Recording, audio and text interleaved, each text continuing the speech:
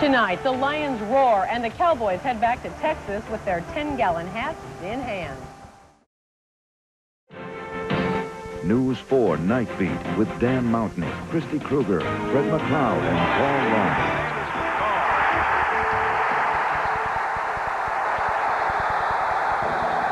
Long. Wayne Fonz promised to restore the roar, and did he ever?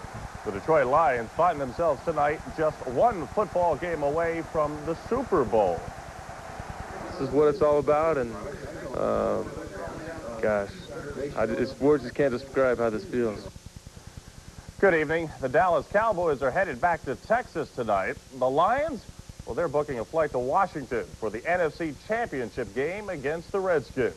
The Lions shell-shocked the Cowboys with a good old-fashioned rout before 80,000 screaming fans at the Silverdome.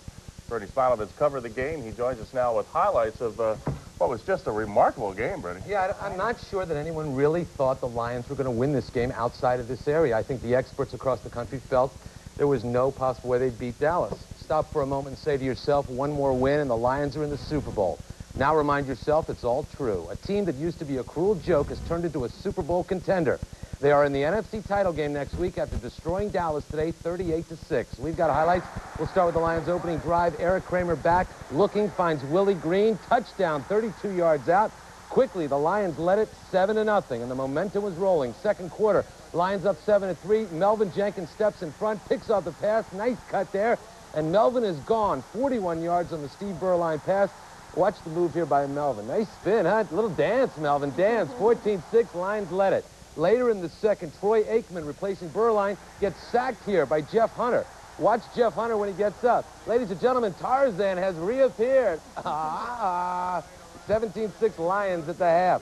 Third quarter, it's Kramer to Willie Green again. This time a 9-yard score. Lions led 24-6. Green with 8 catches for 115 yards. Jerry Ball loved it. So did Wayne Fonz. Then after a Dallas turnover next series, Kramer to Herman Moore. 7-yard score, 31-6. Kramer, 341 yards on the day, 3 touchdowns. Unbelievable. Fourth quarter, Lions trying to run the clock out. Barry Sanders is stop. No, a path. Watch 75. Hey, who's that behind you, 75? He's gone. Barry Sanders had 69 yards on the day, 47 on this touchdown.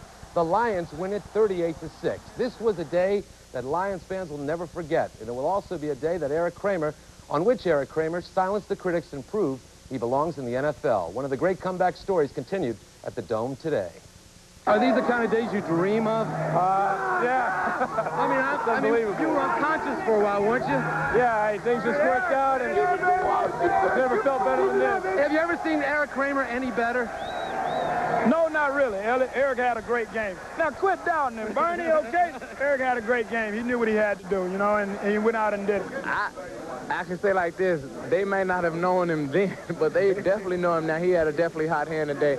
That's understating the fact, but all week long, the Dallas Cowboys had talked trash about Erik Kramer, that he didn't belong in the NFL, that he was a scab quarterback, and that trash continued today on the field. And their linebacker Del Rio was up at the line every now and then saying, Kramer, you're going to blow this game for them. And he proved them wrong. One of the guys came over and said, Erik Kramer, you're going to lose this game today. And Kevin yelled at him, not. But I'm sure Del Rio had some things to say to him out on the field. He kept coming off and said, Del Rio, I guess, what's up with these guys from USC? They talk trash all the time. A lot of things have been said, not just this week, but before, here in town, and I'm just glad I was able to go out there and prove some people wrong. Wouldn't you imagine the Redskins wouldn't say anything about Erik Kramer? Your own teammates might yell things at you. Yeah, I don't know what's going to happen out there. I just, I wish this could never end, and in order to do that, we got to keep it going next week. Next week, RFK Stadium, the site of an earlier visit this year that produced a 45-0 loss for the Lions. But that was much earlier this year. We all looking forward to going back there to kind of redeem ourselves from week 1. That's stupid to sit there and say, oh, man, I'm going down to Washington for revenge, to avenge a 45-0 butt whooping. That has nothing to do with it. That was 29 years ago. It's like we're the Cinderella story of this year. And if you could write a perfect end into this story, it'd be us winning the Super Bowl. Well, that would be perfect. It would be perfect. 2 more wins. They were unbelievable. Enjoying the moment, huh? They are enjoying it. We'll have more with the Lions later, and also look at the AFC game that was played today. Who played in that game, by the way? Who cares? Thanks a lot, Bernie. Thanks, Bernie. The Lions had plenty of support from their fans today, not just the roaring ones in the Silver Dome, but enthusiastic ones who cheered from their homes and from area bars and restaurants. The Night Beat's Vanessa Moody joined in all the Lion fever in Royal Oak.